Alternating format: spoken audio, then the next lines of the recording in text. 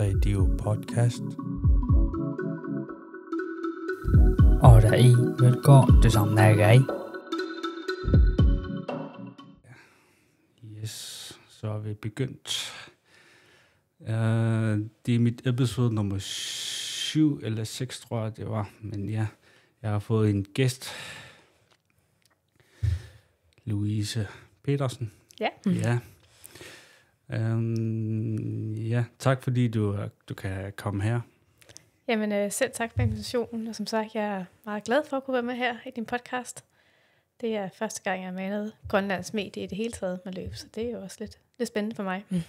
Ja, nok. Jeg vil lige se. Nok. Sådan der. Yes. Ja. Ja. Louise, dem fra Nuuk kender dig rigtig meget. Måske ikke dit navn, men vi siger dig tit her i byen, hvor du løber. Ja. Alene eller med din mand? Ja.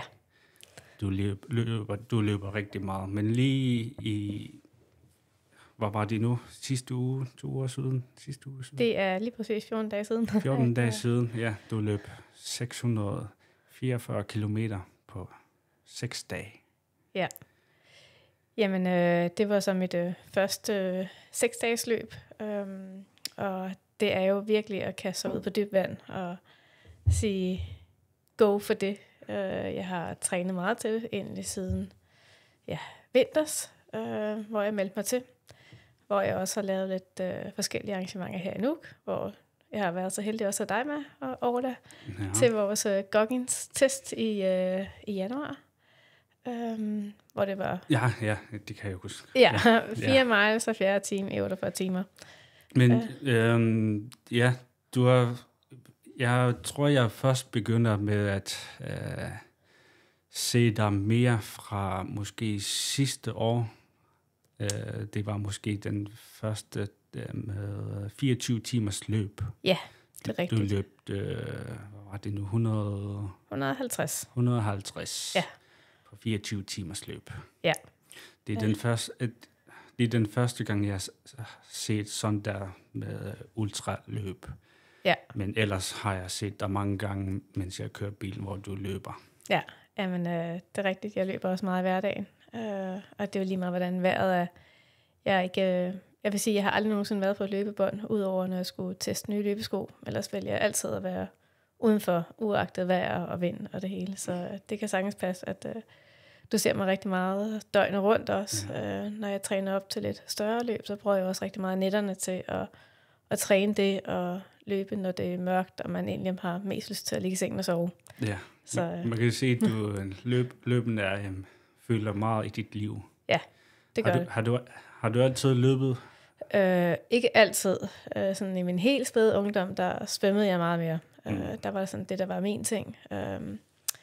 Men efter jeg begyndte at studere, og det blev lidt besværligt med åbningstider i svømmehallen, og jeg rejste også rigtig meget til Norge og arbejde, så var det altid nemt at bare lige have løbeskoene med. Det krævede ikke nogen åbningstid, der skulle man bare snøre skoene og ud af døren. Og så har det egentlig grebet mere og mere med sig, men jeg har aldrig nogensinde stillet op til nogle løb eller marathons eller noget. Det har været en ting for mig selv. Men jeg vil så sige, takket være Grønland, da jeg flyttede herop i anden omgang i 2016, der fik jeg mere mod på det, og blev inspireret til at kunne noget mere. Jeg tror, det er naturen, der gav mig noget energi til at blive ved og fortsætte de lange distancer. Så hvornår var dit første ultra? Det må have været tilbage i 2019 i Sydafrika, hvor min kæreste og mig, vi meldte os til Two Ocean Marathon, som faktisk er et ultraløb på 56 kilometer fra den ene side af spidsen af Afrika til den anden. Og der fandt jeg ud af, at jeg synes egentlig først løbet var gået i gang, da det stoppede. Jeg var bare lang tid om at komme i gang med og ligesom vende kroppen til at løbe. Så maraton for mig, der er jeg dårligt nok i gang. Der har hoved og krop ikke fundet hinanden endnu. Så der fik jeg sådan en lille, det kan man også. Og så er distancerne bare add-on for hver løb. Mere eller mindre. Ja. og havde mit første 100 miles i 2021. Mors 100 miles, som også er der næste uge. Hvor er det henne? Det er Danmark. Danmark? Ja, oppe i Nordjylland, hvor der ligger en lille ø, Mors, hvor man så løber den rundt. Det passer lige med 100 miles. Det er så 160 kilometer. Ja, det er det. Og der havde jeg ikke nogen træner eller noget, så jeg vidste jo dybest set ikke helt, hvordan jeg skulle gribe det her an. Så min egen tilgang til var det bare crash and burn, altså løb, hvor langt jeg kan, og så må jeg gå resten af vejen. Ja, det er heller ikke så nemt at finde noget, måske marker her i Grønland. Nej. Med det der lang distanceløb. Så jeg løb de første 130 og gik resten. Det var ikke bestemt ikke den optimale måde at gøre det på, men efterfølgende har så også fået mig en træner i Danmark, som hjælper mig rigtig meget til at få balanceret det hele. Både med arbejde og rigtig meget det mentale energi i det, og selvfølgelig også den fysiske del med at løbe, altså lægge nogle løbeplaner til mig. Så. Jeg ved godt, hvordan det føles, altså i min egen synspunkt, i min egen, erfaring, hvordan det føles at løbe rigtig langt. Men for mig er det altid sådan der, fordi jeg kan ikke lide at løbe, men jeg elsker, jeg kan ikke lide at løbe, men jeg hader det ikke. Nej. Så jeg ved, hvordan det føles for min erfaring, fordi når jeg løber, har jeg det ikke godt, har jeg det ikke sjovt, men mest normalt, det er bare neutralt. Og så i dit løb, 6 dages løb, du har løbet gennemsnit 107 kilometer om dagen. Ja. Altså, hvordan føler du? Sådan kort beskrevet, sådan 6 dages løb i hvert fald for mig. Nu har det været det første.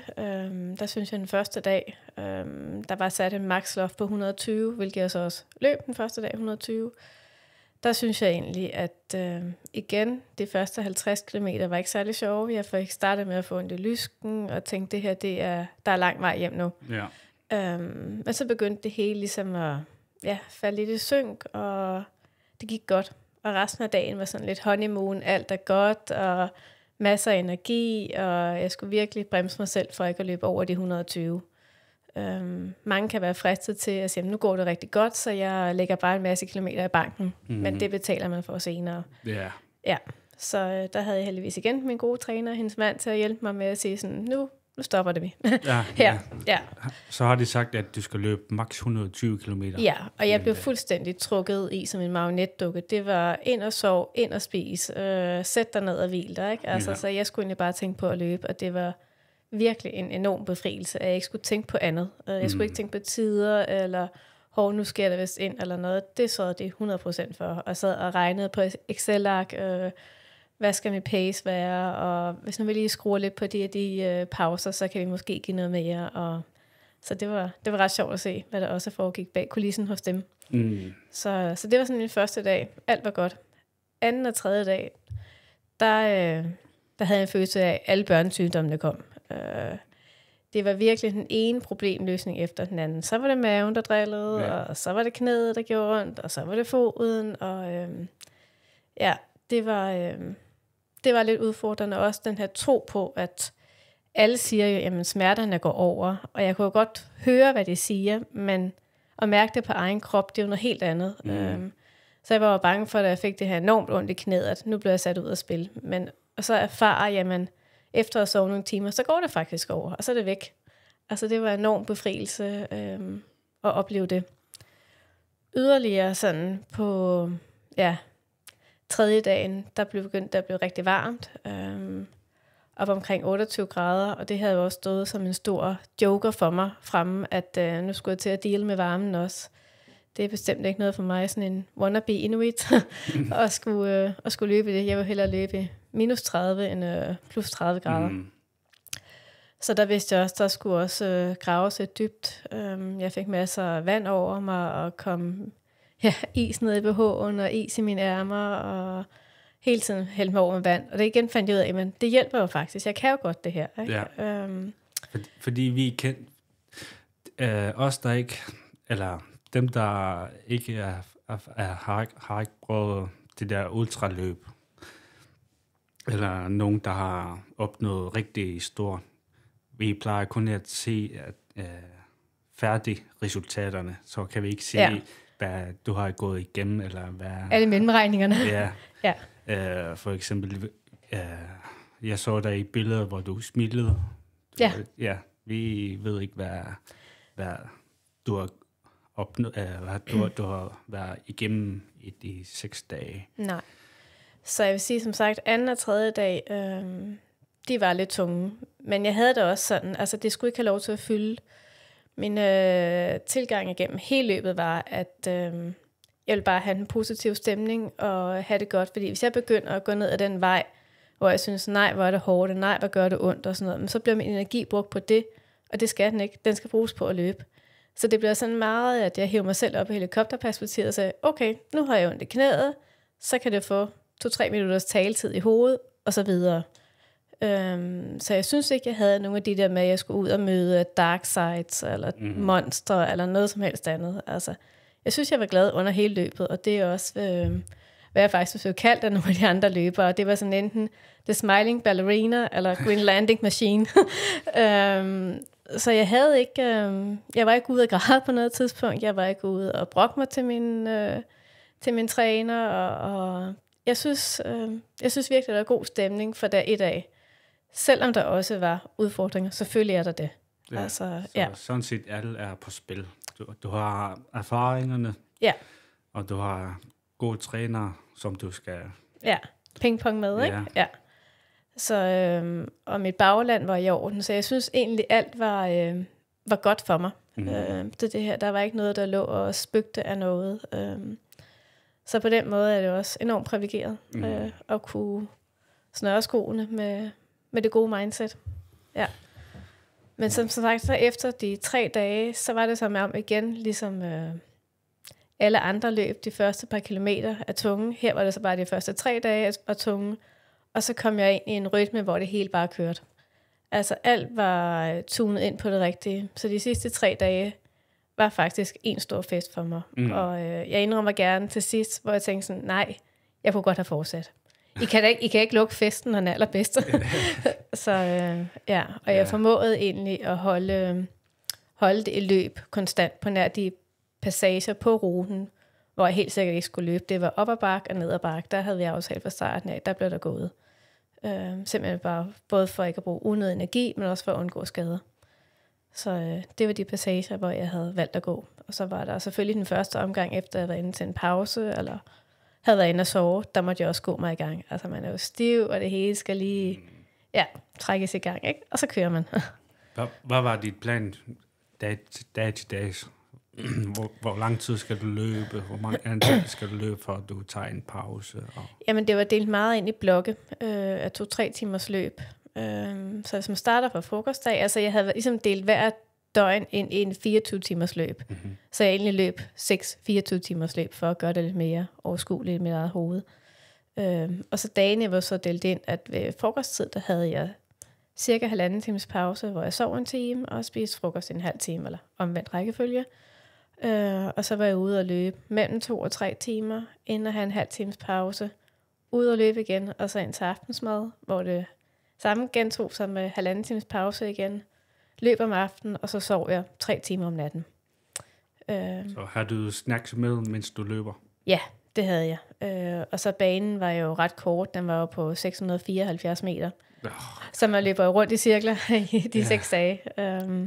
Så jeg kom jo hele tiden forbi enten mit eget depot, eller det store fælles depot, hvor man altid lige kunne tage noget at spise og drikke, og det var virkelig godt. Altså mad, de havde lavet, og gode snacks, og sådan. Jeg vil sige, at man kunne næsten tage det op, uden at selv at have købt noget, fordi det var så god servicering på det hele. Men jeg havde selvfølgelig min egen ting med også.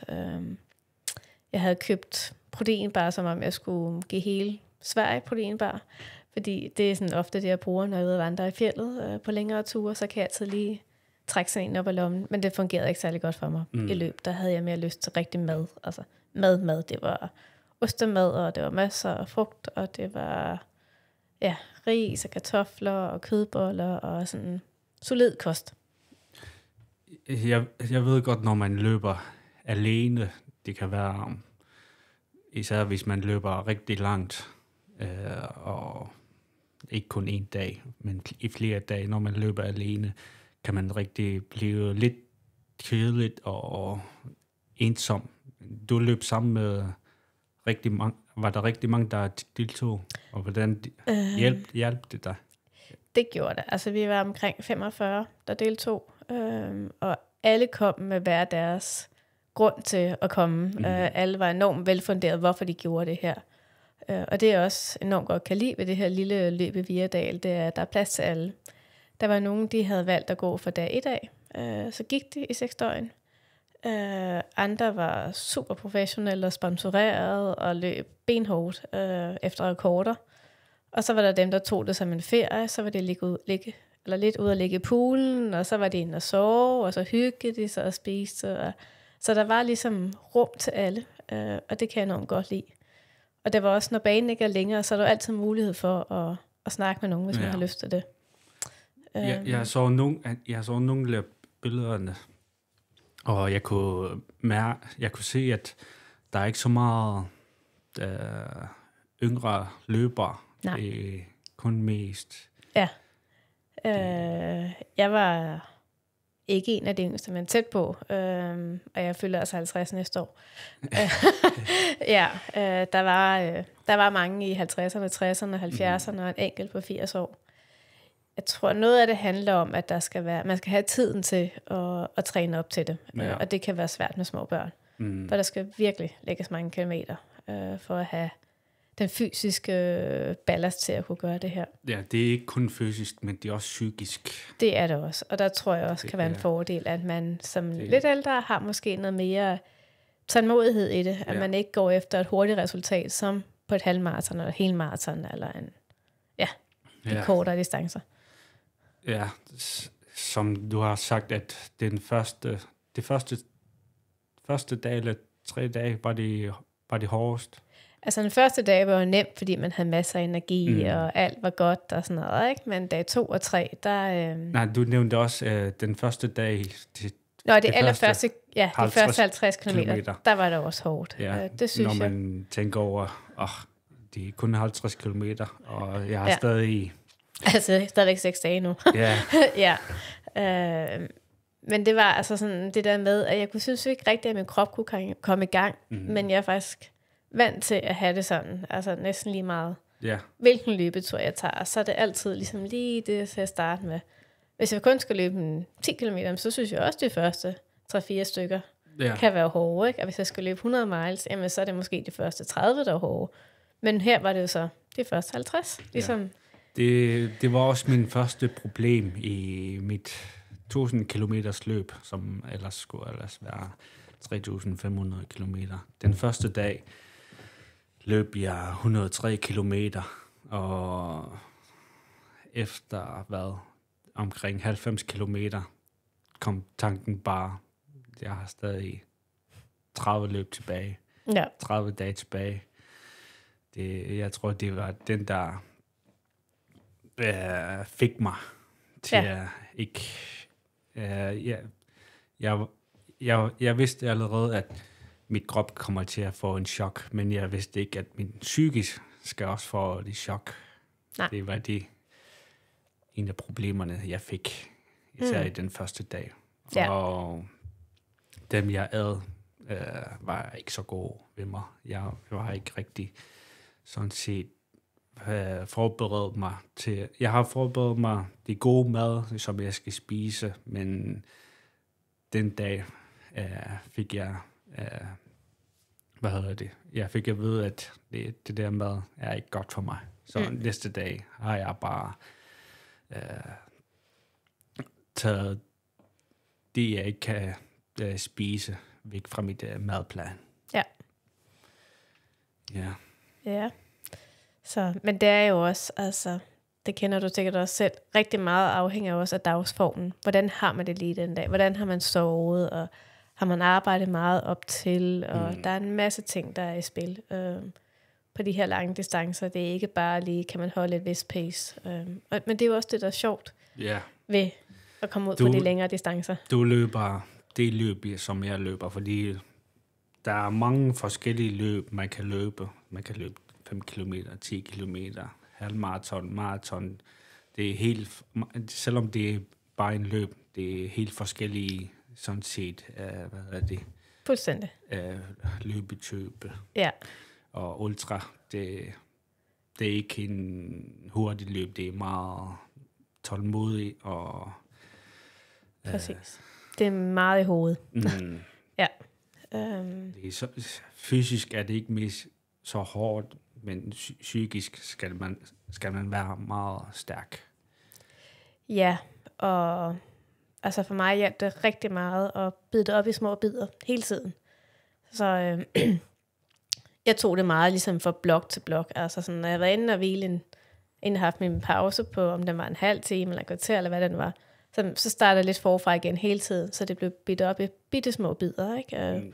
For hvis man står og tænker på, okay, nu er der så kun 6 dage tilbage, så bliver det uoverskueligt, og det hele flyder lidt sammen på en eller anden måde, ikke? Som måske ikke er optimalt i forhold til, at man skal holde snuden i sporet. Ja, man skal ikke tænke helt langt til slut. Ja, til sluttet. Man skal være i nutiden, hele tiden. Ja. Ellers går det meget galt. Ja. Det var det, jeg fik i mit første dag. Jeg var allerede i slutningen. Ja. Det var så er der lang vej. Ja. Ja, det kan jeg godt forstå. Så, ja. Så, og jeg så, at mine var den første løb på 800 kilometer, tror jeg det var. 800 et eller andet. Ja.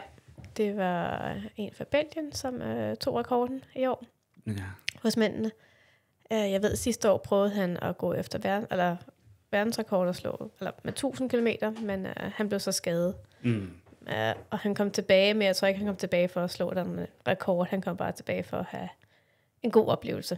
Ja, og det var ret sjovt at se ham, og så nummer 2 mand, hvordan de lå og battlede i perioder, og kun var få kilometer imellem hinanden, og alligevel trak de hinanden. Det var så fint at se den der team spirit af, okay, vi er konkurrenter, men vi hjælper også hinanden. Hvis du er nede, så skal jeg nok trække dig op og den anden vej. Og det kan jeg enormt godt lide ved det her form for løb, ikke? At selvom man løber alene og løber mod hinanden, så løber man også med hinanden. Hvordan plejer du at svare, hvis nogen spørger, hvorfor ultra? Hvorfor? Fordi jeg er så dårlig til at løbe hurtigt. Så nej. For meget, som vi også har snakket om, er det meget en mental ting. Jeg føler næsten på de her 6 dage, jeg har været i en eller anden meditationsretreat også. Det her med, at der sker, altså helt ærligt, der sker tæt på 0 tanker i mit hoved i de 6 dage, og det kan jeg kan godt lide den følelse. Og mange spørger også, om løber du og lytter til podcast, eller musik, eller noget andet, og nej, det gør jeg ikke. Jeg har ingenting i ørerne. Jeg havde 1 time, måske 1,5 time, om onsdagen, hvor det var aller varmest, og jeg var nede og gå en times tid, hvor jeg gik og lyttede til musik for at kunne være i den her varme, og lige gik og snakkede med min kæreste og min mor, for at få lidt underholdning og trække mig igennem det her, ikke? Det er ligesom Goggen siger. Goggen plejer at sige, at I lytter til musik eller noget andet, når I træner, bare for at have noget mere motivation. Men hvad gør I, hvis musikkerne er gået? Det er kun dig og din hjerne. Ja. Og han plejer at kunne træne uden musik. Helt clean. Ja. Clean. Og det gør jeg også, for jeg synes faktisk, at der skete masser i de 6 dage. Jeg havde ikke behøvet andre yderligere sådan stimuli, end bare det at være i det. Og finde de her små bitte detaljer i naturen eller noget andet, ikke? Sådan, den her larve, den sad der ikke her i sidste omgang. Nu er den der lige kravlet lidt længere op ad bakken, eller noget andet. Slet de der, altså mærke til små ting, ikke? Det synes jeg var lidt sjovt også. Ja. Du var meget, hvad kalder det på dansk, humble? Ydmyg. Eller hvad? Ja, det må det være. Ja. Du er meget ydmyg, selvom du løb 107 kilometer om dagen, og du snakker om det løb som, det er bare lige, man skal lige... Jamen, jeg tror også, det var helt, altså, jeg havde sådan allerede fra starten af, og det tror jeg også, det er meget, som jeg er som person, jeg prøver på så vidt muligt at bevare det positive mindset. Mm. Fordi det andet, selvom der kan være masser af grund til at finde noget negativt, så vil jeg bare ikke have, at det skal følge, fordi det tager alt for meget energi af mit løb og min oplevelse. Jeg vil bare gerne have nogle gode oplevelser. Ja. Ja. Så selvom jeg også godt ved, at der er mange, der bruger løb som en terapiform til at få renset ud for nogle ikke så gode oplevelser eller noget, så er det i hvert fald ofte ikke det, at jeg bruger det til. Det kan det godt være, men for det meste er det noget andet. Ja. At det fylder mig op i stedet for at tage. Så ja. Hvor var det og der tror jeg også, altså, jeg tror virkelig, at Grønland har givet mig noget på den konto også. Sådan, når jeg har snakket med andre, eller hører, hvad de ligesom oplever i deres hverdagstræning og løb, ikke? Der vil de nok synes, at det vi laver er i det ekstreme, men vi kalder det bare hverdag. Ja. Og det er en kæmpe fordel også for os heroppe, at vi træner under nogle forudsætninger og forhold, som langt de fleste vil knække under over. Ja, men det der løb, 6-dages løb, det er ikke bare 6-dages løb. Du skal også forberede dig i flere måneder, bare på det der 6-dages løb. Ja. Hvor lang tid brugte du til at træne op til det? Jamen, jeg meldte mig jo til sidste år i november, og allerede der startede jeg med ligesom at træne til det. Men jeg kan sige, at jeg har en stor, solid mængde erfaring allerede inden med min 100 miles løb, og har også en del 50 miles, og bare min store træningsmængde i det daglige. Ja. Så på den måde er mit fundament jo i orden til det. Du ved allerede godt, at chancen for at blive skadet er meget stor.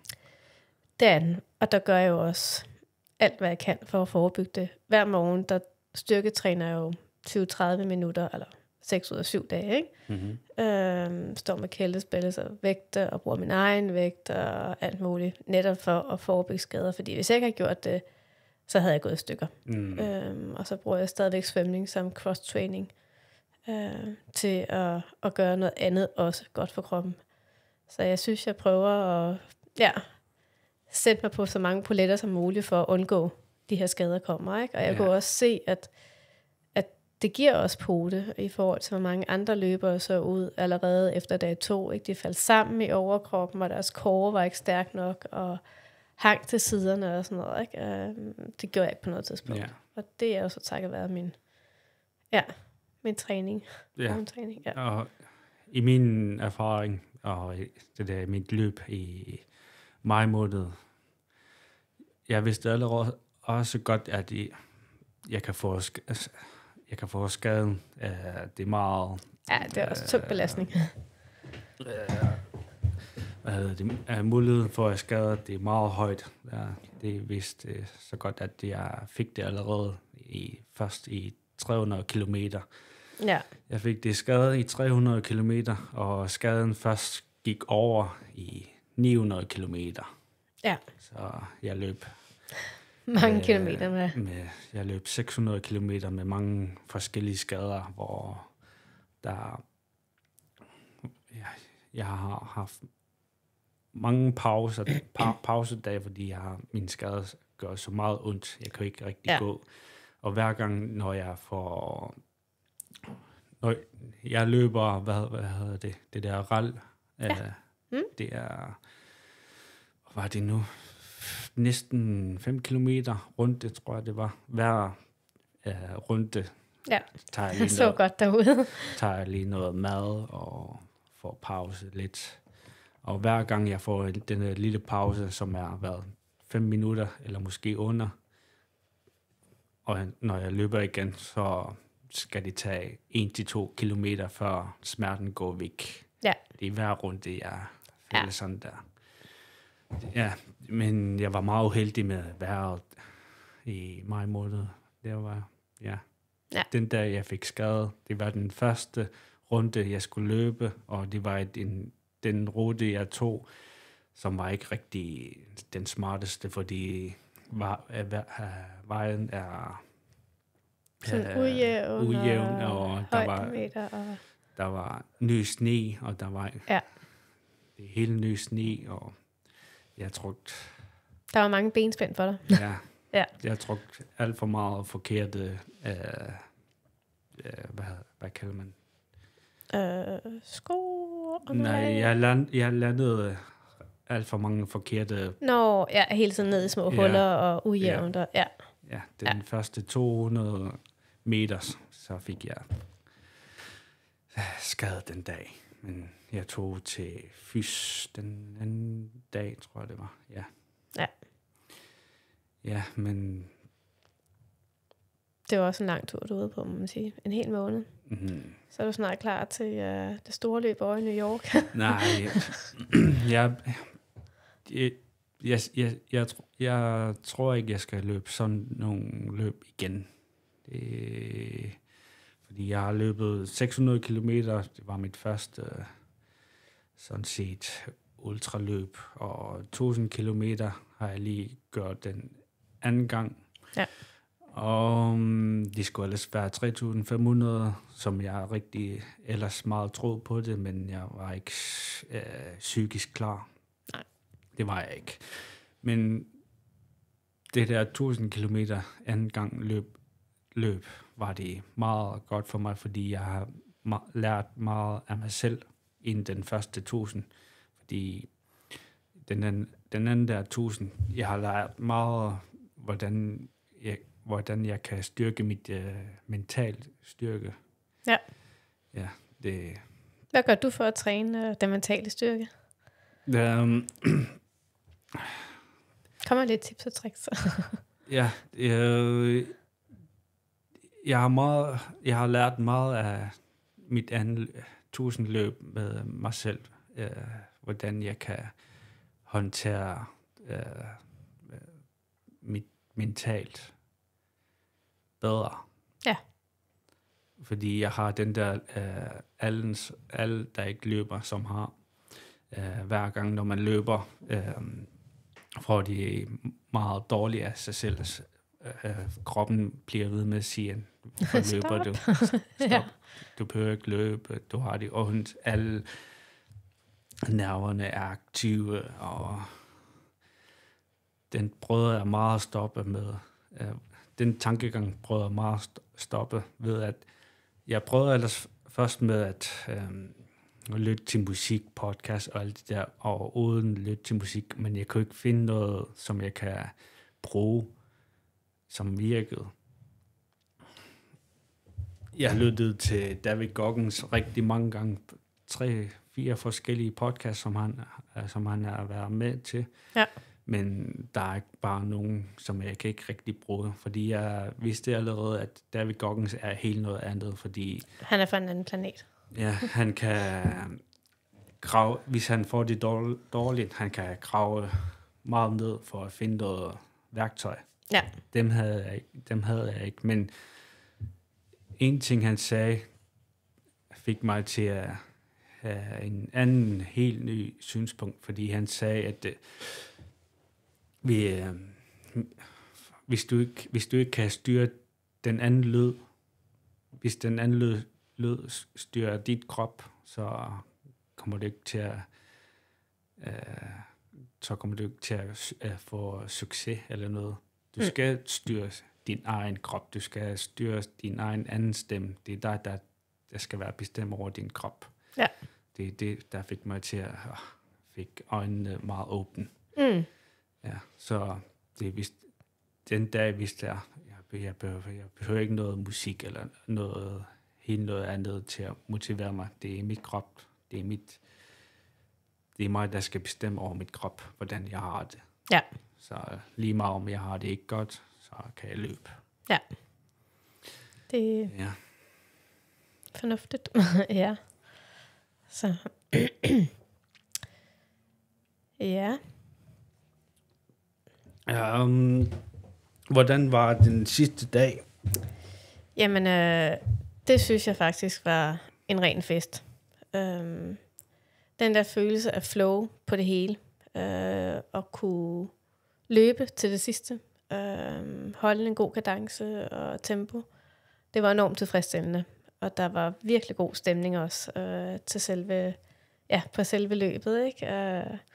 Sådan helt euforisk af, at nu var det her snart overstået, ikke? I hvert fald for mange løbere. Og jeg var selvfølgelig også glad for, at det snart var ligesom, vi snart skulle i mål. Og samtidig synes jeg også, at der var sådan noget tristhed over det. Fordi jeg gerne ville have fortsat. Altså min krop synes nok, det var en rigtig fin idé. Jeg ikke fortsat. Var selvfølgelig den der akkumulerede træthed, som bare pressede sig på. Men også den følelse af, at man føler, at man løber sig i form, og kan lave negativ split på det sidste. Det var enormt tilfredsstillende at se også. Og igen, folk er jo bare sødet op. Man kommer i sådan en boble af, altså de 6 dage, det som de også kalder en Virdal-boble. Stedet hedder Virdal. Det er sådan ligesom at tjekke lidt ud af hverdagen og virkeligheden. Jeg har ikke tjekket nyheder på det eneste tidspunkt, så man aner ikke, hvad der foregår i resten af verden. Og på den måde er det jo, det er ligesom, hvor man har været på en virkelig god festival, ikke? Altså den sidste dag, sådan, når stemningen er allerbedst, så lukker festen. Det var lidt den følelse, jeg også havde, ikke? Kender du ham der, Dave Proctor? Nej. Canadian. Han er også han løb Canada fra ende til ende. Ja, han løb 7.200 kilometer på 67 dage. Wow. Så det var 105 kilometer om dagen, hver eneste dag. Han gennemførte det løb, mens han var, jeg tror, han var 42-43 år. Og slutningen af løb i de sidste dage, hans tanke var, at det kommer til at slutte lige om lidt. Præcis. Og han tænkte ellers, når jeg gennemfører det der løb, skal jeg løbe tilbage. Ja. Så det ikke stopper. Ja. Og det var også lidt den følelse, jeg også havde, ikke? At nej, det må ikke stoppe. Så, men, havde du meget stiv benene i hver pause? Ja, det skal jeg love dig for, jeg havde. Altså virkelig stive ben, også til sidst. Og jeg vil også sige, den sidste dag med pauserne, der havde det sådan, jamen, de her restitutionssmerter gør mere ondt, end at være ude at løbe. Så jeg vil hellere være ude at løbe, end at ligge inde i teltet og slappe af, selvom jeg jo godt vidste, at min krop havde godt af at slappe af. Jeg gjorde det også. Men dem kender du jo også sikkert godt, ikke? Altså, det er jo som at have tandpine i benene. Det gør så ondt, ikke? Og ikke kun i benene, men jeg får det også sådan i kæberne, og ikke i selve tænderne, men sådan næverne omkring tænderne. Altså, alt gør bare ondt, ikke? Lige så snart man får lagt sig ned, og kroppen begynder at restituere sig selv, ikke? Så til sidst så sagde jeg sådan, nej, ved du hvad, jeg dropper de her pauser, eller skærer ned, og så bare være ude på banen. Og det kunne jeg også godt den sidste dag, fordi altså, det var ligesom vundet, ikke? Og jeg havde sikret mig en førsteplads, og jeg havde sikret mig at komme med på multidagslandsholdet i Danmark. Jeg havde ligesom passeret de 600 kilometer, så jeg var lidt home safe, ikke? Så jeg tænkte sådan, okay, hvis det begynder at gå endnu mere ondt ude på banen nu, så susa, skidt pyt. Jeg fortsætter. Havde du noget... Hvad var dit plan i den første... hvad var... Altså sådan mit A-mål, tænker du? Ja. Det var sat meget højt, vil jeg gerne indrømme. Det var 666 km på 6 dage. Og velvidende, at det skulle gå mere end almindeligt godt, hvis jeg skulle nå det mål. Så skulle alt spille, og vejrudsigten skulle være helt perfekt. Og det nåede jeg ikke. Og det kunne jeg udmærket godt se, da jeg så vejrudsigten, at det kommer ikke til at ske. Så mit B-mål var at komme over 600 km og kvalificere mig til landsholdet. Og mit C-mål var bare at have en god oplevelse og gerne komme over 500 km. Hvad skal det ske med det der landshold? Jamen, det er jo et meget godt spørgsmål, hvad der skal ske med det. Der er verdensmesterskaber i Ungarn i september næste år på hold. Og det betyder så, at man skal finde, altså der er dame- og mandehold, og så stiller man op, mener det er 5 personer, og så er det sådan, hvilke hold kan ligesom få flest kilometer. Det er også 6 dages løb. Ja, det er det. Så hvis vi kan finde et hold, så tror jeg, det er det, jeg går med på. Ja. Så det kunne være meget sjovt at være med til verdensmesterskaber. Så i andre sportsgren, for eksempel fodbold, når man bliver 30, så dykker formen meget hurtigt ned, men løb er helt noget anderledes. Man kan løbe rigtig mange kilometer, og alle grænsen er ikke rigtig... Nej, der er ikke noget. Den er meget mere flydende. Nu var han desværre ikke med i år, men der plejer at være en svensker med derop. Han var, nu må han være 82, han var 81 sidste år, ikke? Og var også med på 6 dages løb og fik lukket over 500 kilometer, ikke? Så det er jo sådan meget sinus, man kan det som 80 år. Det viser jo, at hun behøver sikkert dykke. Ja. Så, og det synes jeg også bare er enormt inspirerende og motiverende at vide, at jamen, hvis man passer godt på og er heldig, så er der masser af gode år endnu, ikke? Det er ikke ligesom fodbold, at man har toppet for mange år siden. Så hvordan føler du? Har du meget mere endnu?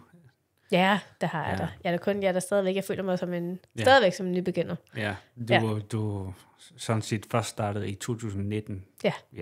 Det er jeg på de lange distancer. Ja. Så hende der har fået måske en konkurrence, hende der danskeren, hvor hun løber rigtig meget. Stine Rix? Ja.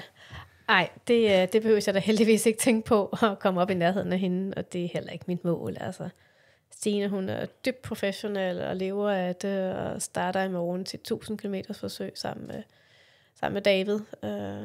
De er mega, mega seje, men det er ikke mine ambitioner på det. Jeg vil selvfølgelig gerne blive bedre, og jeg vil også gerne lægge flere kilometer til mine distancer, men jeg skal ikke op og konkurrere med dem. Altså, det behøver jeg slet ikke. Så det er ikke der, mit ambitionsniveau ligger. Ja.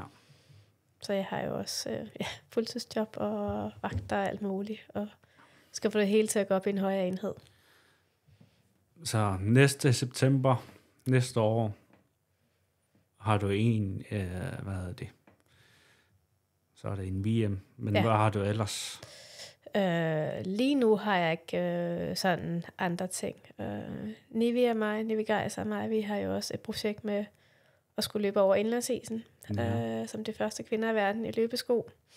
Og hele holdet er sat omkring det, men vi har desværre rigtig mange benspænd undervejs. Så jeg tror desværre ikke, det bliver realistisk til næste forår, som ellers har været vores plan. For det første har vi svært ved at finde sponsorer til projektet. Og for det andet er der et forsikringsspørgsmål, som er ret svært lige nu, og der ikke er nogen forsikringsselskaber, der dækker ekspeditioner hen over isen. Der skal man selv stille kaution på 700-800.000 per deltager, og det betyder så, at vi skal ud yderligere og finde omkring 4 millioner. At det kan vi ikke. Ikke som det er nu. Så vi skal... Forsikringsspørgsmålet skal helt sikkert i orden, inden vi gør mere. Om det bliver det ved jeg ikke. Det er jo lidt ud af vores hænder på den måde. Yeah. Men vi håber jo, vi har ikke lukket projektet ned, men lige nu står det bare en parkeringspose og venter på, at omstændighederne bliver lidt bedre for os. Så må vi bare håbe, at det der arrangement kan hjælpe jer til at få jeres sådan set CV meget bedre. Ja, og selvom vores CV bliver meget bedre, hvis vi ikke kan finde noget forsikringsselskab, der vil dække ekspeditioner hen over isen, så giver det lidt sig selv. Med mindre, som du selv siger, at vi bliver mega kendt og verdensstjerner og alt muligt andet, ikke? Så der er nogen, der siger, vi vil da gerne kautionere alle de millioner i forsikring, hvis der skulle ske noget. Ikke? Så, ja. Hvor langt er det fra? Det var omkring 600 kilometer, har jeg set. Ja, det er det. Så jeg har planlagt at løbe 20 kilometer om dagen. Ja, cirka plus minus, ikke? Alt afhængig af bare løbesko. Ja. Og så de passager, hvor vi ikke kan løbe løbeskoen, så må det være snesko. Det er jo stadigvæk en form for løb, eller være i gang, uden at have ski på. Ja. Så vi håber jo til det sidste, det tror jeg alle i teamet gør, at en dag så bliver det realistisk. Men det må vi se. Ja.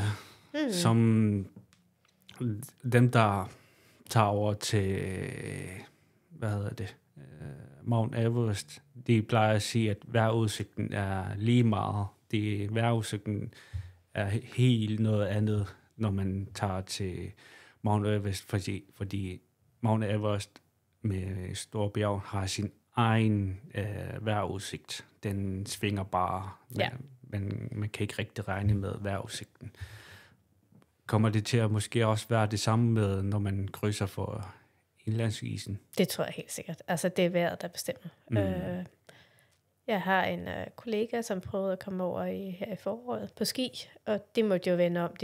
De startede så fra Østgrønland af, fra Isartok, og måtte vende om allerede efter 10 dage på grund af vejrudsigten, og de kunne se, at den ville ikke være bedre, så det giver jo ikke nogen mening at fortsætte på en vejrudsigt, der bare gør det helt værre. Så de vendte om. Ja. Og det vil jo også kunne blive tilfældet for os, altså at vejret spiller så stor en rolle, at man ikke kan gennemføre. Men det ved man jo godt, når man begiver sig ud på sådan nogle breddegrader. Ja. At der er andre faktorer end den rigtige oppakning, der bestemmer det hele. Skal du være med til 24 timers løb i år? Jeg har ikke set, der har været stillet noget op. Jeg kunne se, Umanak har de valgt ikke at gøre det, og jeg har ikke set noget herfra. Jeg vil sige, at det kommer meget an på, hvornår det bliver. Hvis det bliver inden for næste måned, så kan jeg desværre ikke, fordi min krop er ikke restitueret. Jeg er bange for, at jeg vil løbe mig direkte ind i en skade, hvis jeg gør det. Men jeg vil meget gerne komme forbi og hæppe på jer andre, der gør det. Og se jer lide lidt. Ja, det lige nu hver år, i hvert fald fra sidste par år, har rekorderne blevet slået, ikke kun i 24 timers løb, men også i alle andre arrangementer. Ja. Det begynder med at slå rekorderne. Det er så sjovt at se, fordi i første omgang 24 timers løb havde jeg 100 kilometer, som var mit rekord i 24 timers løb. Men det næste år var der måske over 5 stykker, der har løbet 100 kilometer. Ja. Og det næste år, så var det jer, der var...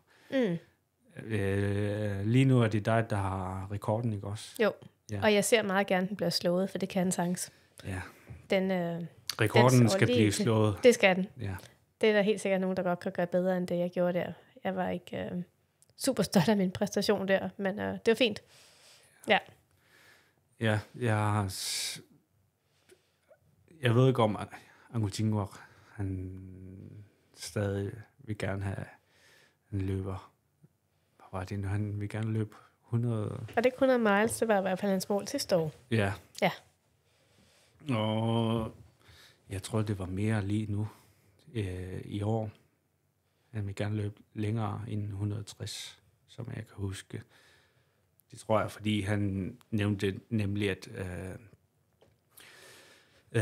fordi jeg kommer til at prøve at løbe længere i maj måned, så vil hans mål blive højere. Også længere. Ja. Ja. Ja, det er sjovt med det, man skal... Lige en tak længere. Ja. Jeg synes, det er meget sundt, fordi det er mere spændende, at når man slår rekorderne. Ja. Ja. Belønningen bliver så meget større. I hvert fald for en selv, at man har gået længere, end man regnede med. Ja, nogen skal nok løbe 200 kilometer i næste par år, tror jeg. På 24 timer? Ja. Det kan sagtens lade sig gøre. Verdensrekorden er på, 300? Ja. Men rette træning og alt det her, der kan man sagtens komme derop omkring, specielt jer mænd. Men det er ikke bare løb, man skal forberede i det er lang tid. Det hjælper ikke med lige at rejse sig op fra sofaen en måned for at få en fix idé, at det er det, man skal. Så, men jeg synes også, der er mange virkelig dygtige løberhop. Altså, jeg bøjer mig i støvet over for rigtig mange af jer, ikke? Altså, Ja. Og flotte rekorder, der også bliver slået til Nukap. Og Men samtidig er det ikke bare træning. Man skal også være psykisk klar. det skal man. Ja. Og jeg tror også, det er vigtigt netop, som jeg også sagde lidt tidligere, ikke? At man har ro på hjemmefronten, og man har sit backup i orden, fordi hvis man ikke har det, så kommer det til at rumstere på en eller anden måde, og giver noget negativ vibes, som man i hvert fald ikke har brug for, når man er ude at løbe. Ja. Og det var også noget af det, der i hvert fald også hjalp mig til 6-dagesløbet, at der var så mange folk, både jeg kender og folk, jeg ikke kender, som sendte mig hilsner på Viadals hjemmeside, eller sådan på My Race Result, og på Messenger og sådan noget, ikke? Så en gang om dagen fik jeg, når jeg sad der i pausen, fik jeg læst alle de her hilsner op, ikke? Og det var bare ren doping for mig, ikke? Jeg bliver glad og mærker den her støtte og kærlighed fra andre. Ja. Der er mange, kan få inspiration af dig, fordi de kan se, at du er 49 år gammel. Ja, gammel dinosaurus. Og der er mange yngre end dig, som er måske tænke, at jeg kan ikke gøre det. Jeg behøver ikke gøre noget, fordi jeg er allerede på den alder. Så ej, overhovedet ikke. Så det jeg kan skal se, at bare ud. dem, der var med til Viadal Ultra, det kan man bare se der. Det er mange, der er ældre, der kan løbe rigtig, rigtig meget. Ja. Jeg brugte jo også de her forskellige løb deroppe i Viadal, og de har også et 48-timers løb, som ofte ligger omkring Kristi Himmelfart, og det brugte jeg også som træning til, eller bare prøve hele konceptet op til mit 6-dages løb. Og der blev jeg også slået af en 65-årig kvinde, ikke?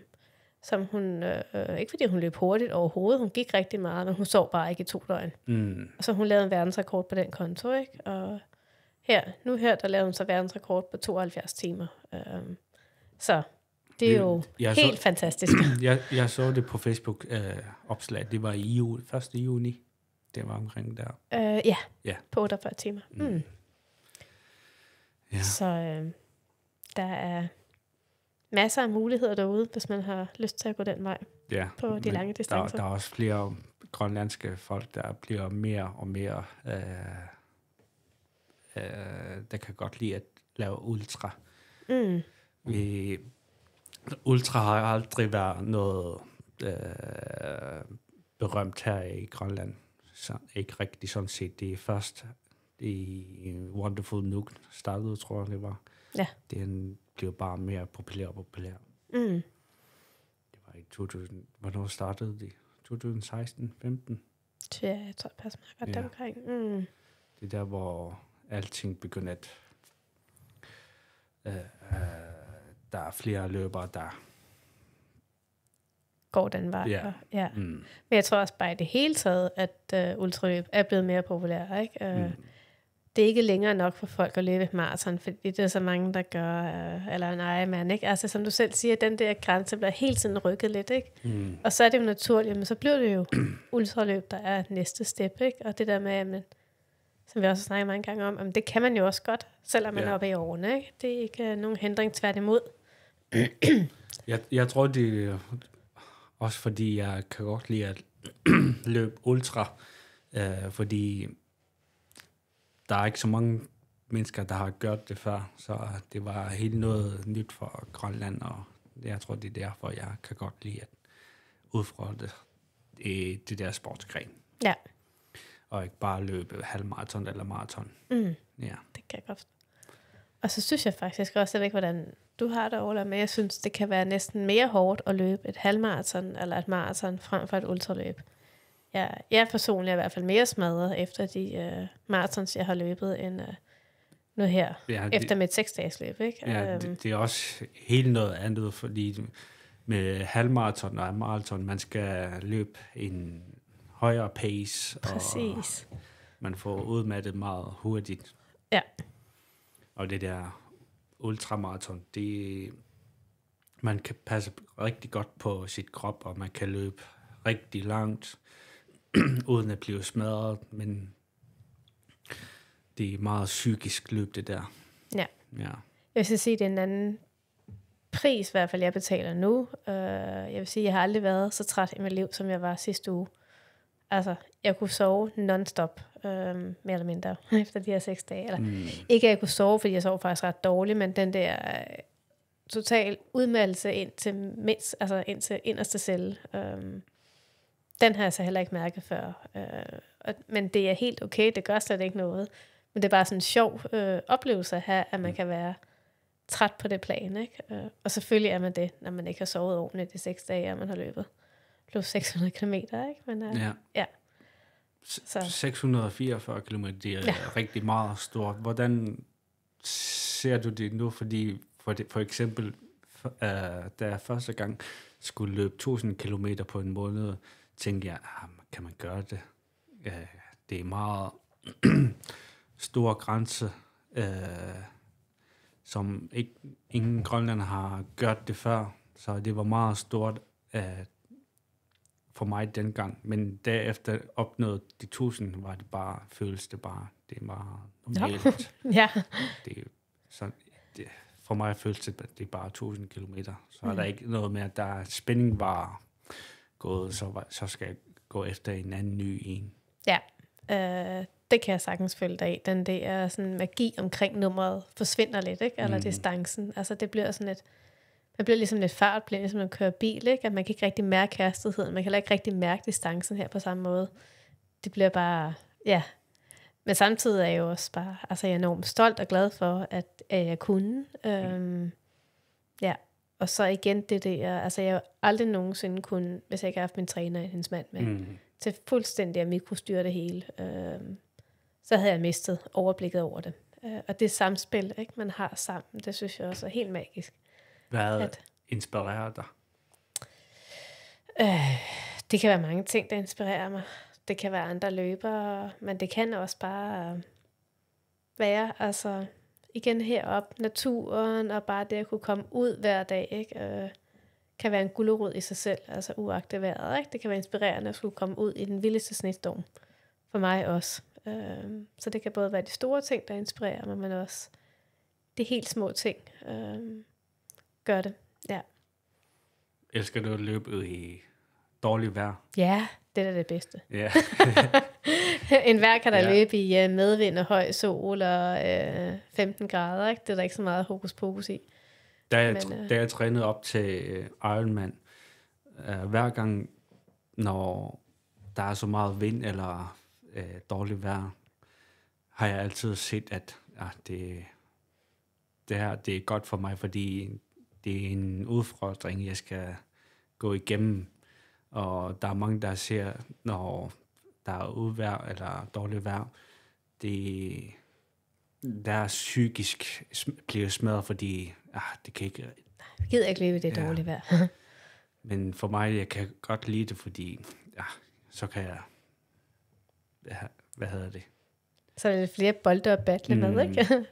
Ja. Jeg tænker altid, det bliver værre, når jeg løber Ironman, så det her kan jeg ikke brokke mig over. Nej, lige præcis. Og det tror jeg netop er noget af det, man får som bonusgave heroppe, ikke? Er lige præcis det, du siger, det er, at... Så jeg plejer at sige til andre løbere, bare tage det som en oplæring. Mental, det er godt for mental, at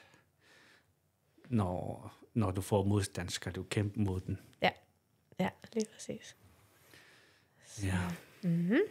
Ja. Så, Ja. Nu har det gået en time. Ja. Allerede. Ja, det går hurtigt. Ja. Timen går hurtigt, når man snakker om, når man kan lide. Ja. Det gør det. Yes. Men, ja, men dit næste plan, det er næste år, VM. Selvfølgelig skal det være med til det. Du skal bare lige finde ud af, hvem du kan løbe sammen med. Ja. Ja, du kan løbe sammen med en der... Hvor er det nu dernede? En der... En Stine Rix? Ja. Ja. Jeg Jeg har desværre hørt, at hun ikke har lyst til at stille op til VM. Så, men der er også mange andre dygtige på multidagslandholdet, som jeg håber har lyst til at stille op sammen med os. Og så må det ikke, der kommer nogle andre løb hen ad vejen. Jeg tænker i hvert fald også igen at bruge 48 timers løbet til lige at vise over for mig selv. Jeg har godt været i gang i mange timer igen, ikke? Inden man stiller op til et VM. Og så ved jeg, at der er noget samling for multidagslandsholdet her i januar og februar, hvor der måske også kommer nogle ting med det. Ja. Altså nogle andre løb eller noget, ikke? Så, lad mig lige spørge om det der VM. Fordi du snakkede med, at der skal være hold. Ja. I det der 6-dages løb du alene, men VM skal der være hold? Ja, som jeg er ikke sådan helt 100% sikker på det nu, men som jeg forstår det, så stiller man op som et hold, men også som individuelt, så det er både, hvilket hold kan trække flest kilometer, men så kan man jo også vinde som individuel person yderligere udover. Så, men jeg gør det helt sikkert for holdets ting. Jeg er meget social i det her, ikke? Så, skal de så forstå, at du holder længere pause, eller skal I alle sammen løbe? Vi løber alle sammen. Okay. Så det er bare, Okay. Og der plejer Danmark altså, vi har rigtig mange dygtige ultraløbere i Danmark, så det plejer at gå meget godt for dem. Så, men for mig er det også lige så meget oplevelsen i det, og se, hvordan er et VM. Ja. Det bliver spændende, fordi vi kan ikke rigtig være med til det der maraton eller halvmaraton. Nej, dem der afrikanere, det er for... de kan nå at bage surdejsrugbrød og alt muligt andet, inden vi kommer i mål. Ja. Så men på de lange distancer, der kan vi noget. Ja. Som nation. Yes. Så, og det kunne være rigtig fint, hvis der også var andre grønlændere, der kunne blive inspireret til at være med til sådan noget her. Det kunne være sjovt, synes jeg. Ja. Der har været snakket lidt om, at der skal komme med en løbebane. Det har jeg i hvert fald hørt, men jeg ved ikke, om det bliver til noget. Nej. Ja. Men hvis de får en, så kan vi... Så er der noget mere muligheder. Ja, man kan jo altid lave sit eget lille rundeløb at træne. Det der runde noget, ikke? Så. Yes. Ja, men tusind tak, fordi du kan være med til mit podcast. Selvfølgelig, og tak for invitationen, Ola. Ja. Det har været hyggeligt. Ja. Ja, men vi siger tak for i dag. Ja. Yes. Det er godt. Det er godt.